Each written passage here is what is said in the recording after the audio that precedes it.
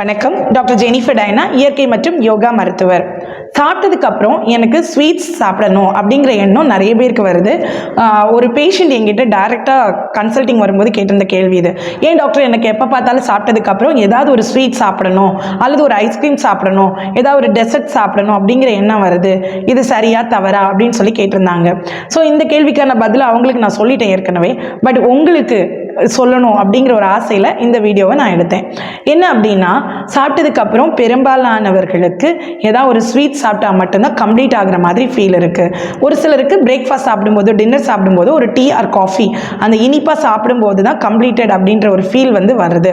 ஒரு மீல்ஸ்க்கு அப்புறம் ஒரு ஸ்வீட் சாப்பிடும்போது ஒரு சாட்டிஸ்ஃபேக்ஷன் வருது இல்லையா, ஒரு சந்தோஷம் வகிருது இல்லையா, ஒரு மகிழ்ச்சி, இதெல்லாம் வர்றதுக்கான காரணம் என்ன அப்படின்னு பார்த்தீங்கன்னாக்க டோபமைன் அப்படின்ற ஒரு ஹார்மோன் சுரக்கிறதுனால.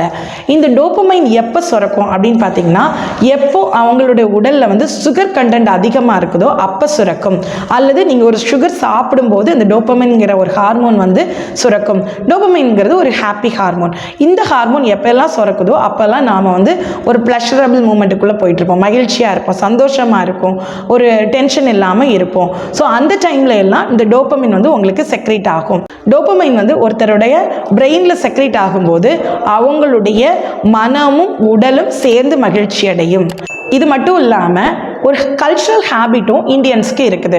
என்ன அப்படின்னா, ஒரு மீல்ஸ் சாப்பிட்டதுக்கப்புறம் ஒரு ஸ்வீட் சாப்பிடணும், டெசர்ட் சாப்பிடணுங்கிறது ஒரு வழக்கமாகவே போயிடுச்சுது. கல்யாண வீட்டில் பார்த்தீங்க அப்படின்னா பாயாசங்கிற ஒரு விஷயத்த மீலோட லாஸ்ட்டில் தருவாங்க. இதே மாதிரி நீங்கள் நைட்டு டின்னர் எடுத்துக்கிட்டாலும் சரி, இல்லை பிரேக்ஃபாஸ்ட் எடுத்துக்கிட்டாலும் சரி, ஒரு காஃபியோ அல்லது ஒரு பாயாசத்தையோ கொண்டு வச்சிடுறாங்க. எதுக்காக அப்படின்னா, இந்த ப்ளஷர் உங்களுக்கு கொடுக்கணுங்கிறது ஒரு ஹேபிட்டாகவே வந்துட்டு இருக்குது. ஸோ ஒரு வாழையடி வாழையாக மக்கள் பாயாசங்கிற விஷயத்தையோ அல்லது ஒரு இனிப்புங்கிற விஷயத்தையோ உணவோட கடைசியில் பயன்படுத்திட்டு வர்றதும் உங்களை மகிழ்ச்சிக்குள்ளே கொண்டு வந்துருச்சு. அது ஒரு ஹேபிட், ஒரு வழக்கமான பழக்கம். எப்படி ஒரு ஸ்வீட் கடைசியில் சாப்பாடு போட்டால் ஒரு மீல்ஸில் முடித்த உடனே பாயசம் ஊற்றணும் அப்படிங்கிறது ஒரு ஹேபிட்டாகவே வந்துருச்சு. ஸோ இந்த ஹேபிட், இந்த பழக்கம் தான் நமக்கு ஒரு ப்ளஷரையும் கொடுத்துட்ருக்குது, ஒரு மீல் கம்ப்ளீட்டடுங்கிற ஃபீலையும் கொடுக்குது. ஏதாவது ஒரு கல்யாண வீட்டில் உங்களுக்கு சாப்பாடு முடிஞ்ச உடனே பாயசம் விடலைன்னு வச்சுக்கோங்களேன், உங்கள் தாட் எப்படி இருக்கும்?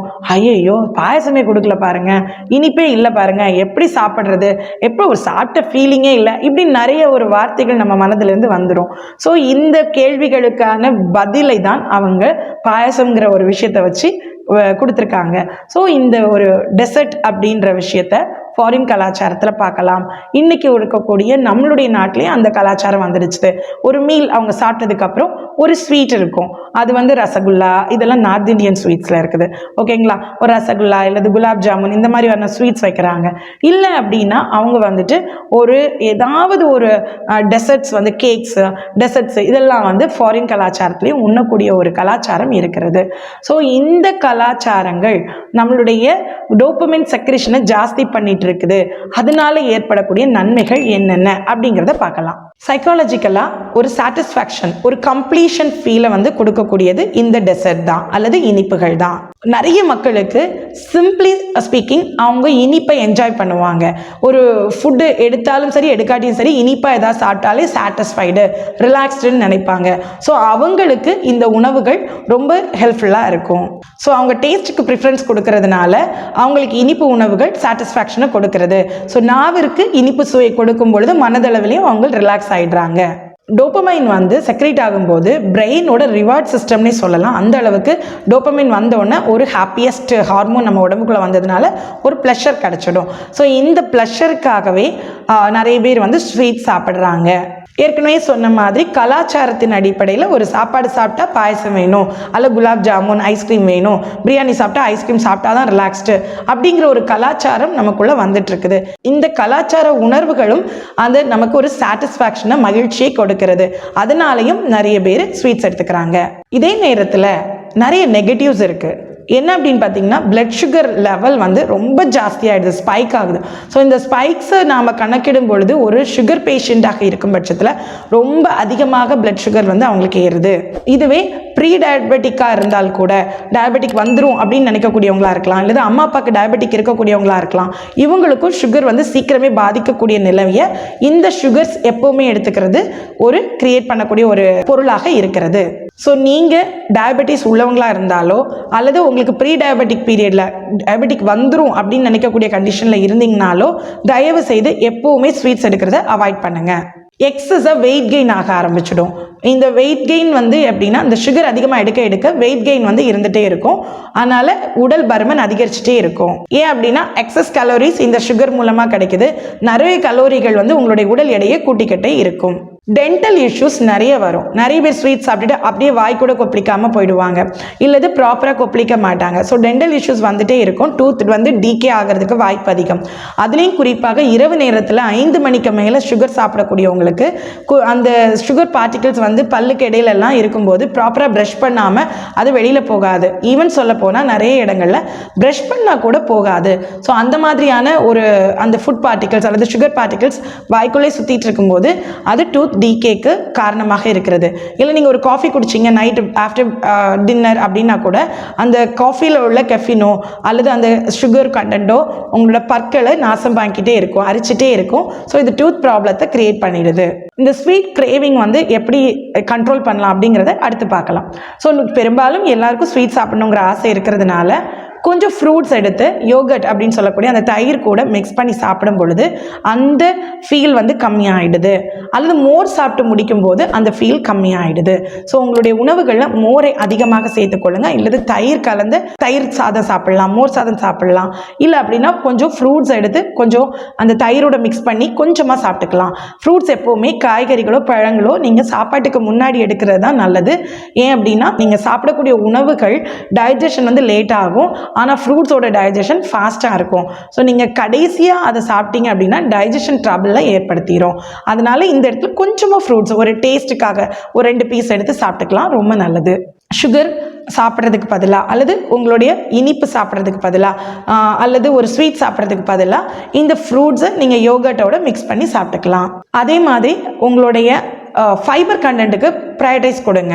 ஏன் அப்படின்னா அதுக்கு ப்ரையாரிட்டி கொடுக்கும் பொழுது உங்களுடைய உணவுகளில் ஸ்வீட்ஸ் கண்டென்ட்டு ஜாஸ்தி இருந்தால் கூட அதில் ஃபைபர் நிறைய இருக்கிற மாதிரியான உணவுகளுக்கு இம்பார்ட்டன்ஸ் கொடுங்க. ஃபார் எக்ஸாம்பிள் ஃப்ரூட்ஸ் நிறைய சாப்பிடலாம். ஸோ இப்படி சாப்பிடும் பொழுது சுகர் லெவலும் ரொம்ப ஏறாது, அதில் வந்து ஃபைபர் கண்டென்ட்டும் அதிகமாக இருக்குது. ஸோ ஃபைபர் கண்டென்ட் அதிகமாக இருக்கிறதுனால உங்களுக்கு சுகர் லெவல் ஏறாது, மோஷன் கிளியராக இருக்கும், வயிறு டைஜஷன் ப்ராப்பராக இருக்கும், உங்களுடைய பாடி வந்து ஸ்டெபிலைஸ் ஆகிறதுக்கு வாய்ப்புகள் அதிகம். ஸோ இது வந்து உங்களுடைய சுகர் அப்சார்ப்ஷனை ஸ்லோ டவுன் பண்ணிடும். இந்த ஃபைபர் கண்டென்ட்டை அதிகமாக பயன்படுத்துறதுனால உங்களுடைய அப்சார்ப்ஷன் லெவல் கம்மியாகிறதுனால சுகர் லெவல் பார்த்தீங்கன்னாலும் நார்மலாக இருக்கும். அடுத்து பார்த்தீங்கன்னா மைண்ட்ஃபுல் ஈட்டிங்.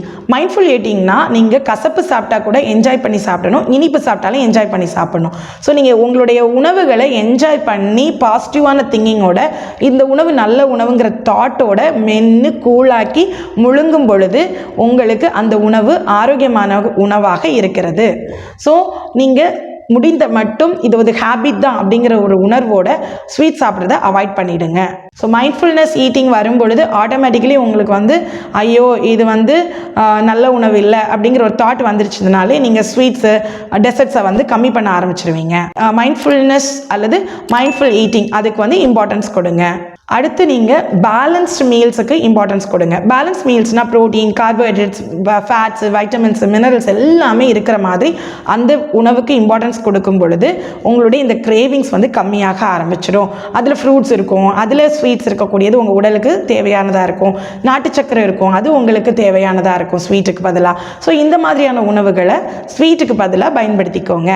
மார்னூன் அப்படின்றவங்க என்ன சொல்கிறாங்கன்னா, ஒரு சைக்காலஜிக்கலி மென்டலி எமோஷ்னலி நீங்கள் ஃபிட் ஆகிறதுக்காக தான் அந்த ஒரு ஸ்வீட்டை சாப்பிட்றீங்க, அப்போ தான் நீங்கள் சாட்டிஸ்ஃபை ஆகுறீங்க ஆஃப்டர் ஒரு மீலுக்கு அப்புறம் அப்படிங்கிற ஒரு தாட்டை தான் அவங்க சொல்கிறாங்களே தவிர்த்து it is not a physiological need அப்படின்றத சொல்கிறாங்க. ஸோ முடிந்த மட்டும் உங்களுடைய ப்ளஷரை நீங்கள் கட் பண்ணாலே ஆரோக்கியமாக இருக்கலாம். ஸோ அனாவசியமான உணவுகளை நீங்கள் தவிர்க்கலாம். ரொம்ப ஹங்க்ரியாக இருக்கும்போது எமோஷ்னலி நீங்கள் சாப்பிடணும்னு நினைக்கும் போது இந்த ஸ்வீட் சாப்பிட்டீங்க அப்படின்னா கொஞ்சம் வந்து கிரேவிங் கம்மியாகும். அதுக்காக கூட நிறைய பேர் இந்த ஸ்வீட்ஸ் எடுத்துக்கிறாங்க. That's okay, absolutely fine. But எப்போவுமே அந்த ஸ்வீட்ஸ் எடுக்கிற ஹேபிட்டை கொஞ்சம் குறைச்சிக்கோங்க. ஒரு விஷயத்தை மட்டும் மைண்டில் வச்சுக்கோங்க, நீங்கள் சாப்பிடக்கூடிய ஸ்வீட்ஸ் வந்து என்ஜாய்மெண்ட்டுக்காக தானே தவிர்த்து எந்த ஒரு ஃபிசிக்கல் நீடுக்காகவும் கிடையாதுங்கிறத ஞாபகம் வச்சுக்கோங்க. ஸோ உங்களுடைய டைமை லிமிட் பண்ணி நீங்கள் வந்து லைக் ஃபுட்டை வந்து கரெக்ட் பண்ணிட்டீங்கன்னா, பேலன்ஸ் மீல்ஸ்குள்ளே போயிடுச்சிங்கனாலே ஸ்வீட்ஸை வந்து கம்மி பண்ணிக்கலாம். Labelling sweets it's bad it's not good actually. மருணா என்ன சொல்கிறாங்க அப்படின்னா, நீங்கள் வந்து அந்த மாதிரி லேபிள் பண்ணாதீங்க, பட் ஸ்வீட்ஸ் கொஞ்சமாக சாப்பிடுங்க, அதை மைண்ட்ஃபுல்லாக சாப்பிடுங்க, அதுவே உங்களுக்கு ஹாப்பினஸை கொடுக்கும். ஸோ பெட்டர் வந்து நிறைய ஸ்வீட்ஸை சாப்பிட்றத விட கொஞ்சம் ஸ்வீட்ஸை மைண்ட்ஃபுல்னஸாக சாப்பிடுங்க அப்படின்றத சொல்கிறாங்க.